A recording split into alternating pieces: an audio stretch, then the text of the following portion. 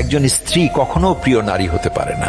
আপনি যদি বেশিরভাগ মানুষকে জিজ্ঞেস করেন আপনার জীবনের প্রিয় নারী কে, স্বাভাবিকভাবেই অনেকে বলবেন মা, কেউ কেউ বলবেন বোন, কেউ কেউ বলবেন মেয়ে, আবার অনেকেই বলবেন নানি, কারণ নানি তাকে কোলে পিঠে করে মানুষ করেছেন।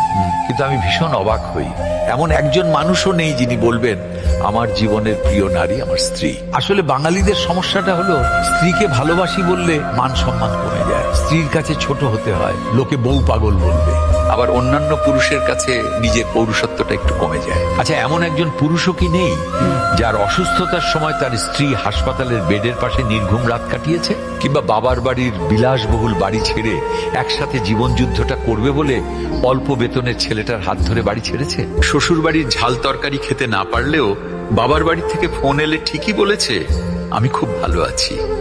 নাকি মায়ের হাতের রান্না, নিজের প্রিয় বিছানা, কিংবা ছোট থেকে বড় হয়ে ওঠা যেই বাড়িতে, সেই বাড়ি ছেড়ে আসাটা এতটাই সহজ?